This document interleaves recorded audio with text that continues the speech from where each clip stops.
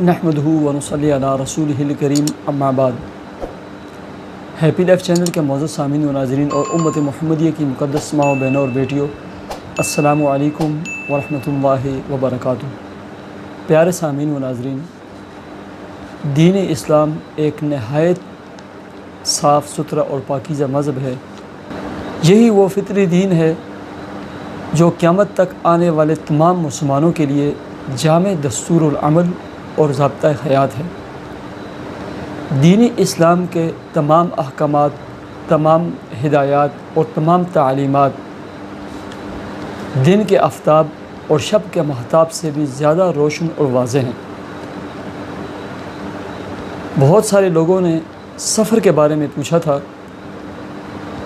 کہ سفر میں شادی بیاہ کی وجہ سے نحوست آتی ہے۔ کچھ لوگوں نے لکھا ہے کہ سفر میں مردوں کو زیادہ صدقہ کرنا چاہیے۔ کچھ لوگوں نے کہا اس میں تیرا تیزی کے ایام ہیں، ان میں نحوست ہوتی ہے۔ بعض لوگوں نے کہا کہ اس کا جو آخری بدھ ہوتا ہے پتہ نہیں اس میں کیا ہوتا ہے۔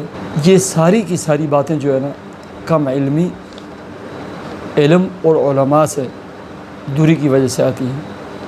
حضرت ابو ہریرہ رضی اللہ تعالی عنہ فرماتے ہیں کہ پیارے آقا جناب محمد الرسول اللہ صلی اللہ علیہ وسلم نے ارشاد فرمایا، یوزینی ابن آدم، کہ اللہ تبارک و تعالی ارشاد فرماتا ہے، حدیث قدسی ہے کہ یوزینی ابن آدم، کہ ابن آدم مجھے تکلیف دیتا ہے، کہ انسان ابن آدم زمانے کو برا بھلا کہتا ہے، حالانکہ زمانہ کچھ بھی نہیں سب کچھ ہو۔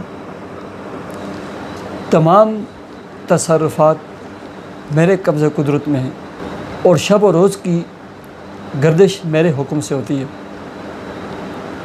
ایسے ہی پیارے آقا جناب محمد الرسول اللہ صلی اللہ علیہ وسلم نے فرمایا کہ لا عدو ولا تیرۃ ولا حامۃ ولا سفر، کہ سفر کے مہینے میں کسی بھی قسم کی نحوست نہیں ہے، اور سفر کے مہینے میں نسخ اور سعد کا عقیدہ رکھنا کہ اس کے فلاں دن سعادت مند ہوتے ہیں اور فلاں دن جو اس میں نحوست آتی ہے، یہ عقیدہ رکھنا یہ کافرانہ اور جاہلانہ عقیدہ ہے، اس سے احتراز کرنا چاہیے۔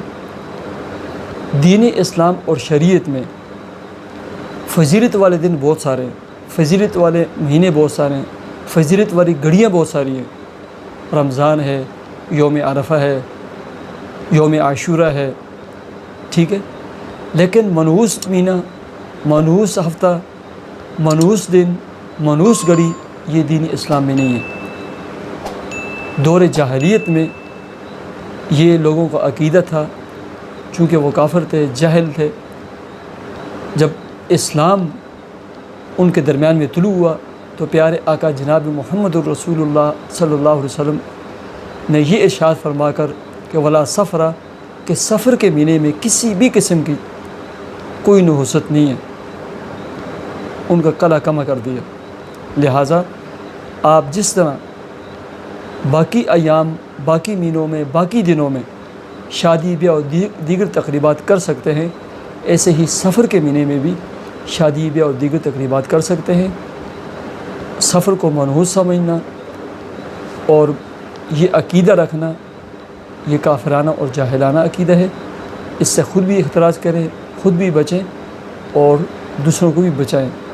اللہ تبارک و تعالیٰ مجھے عمل کی توفیق عطا فرمائے۔ مجھے اجازت دیجیے، اللہ حافظ۔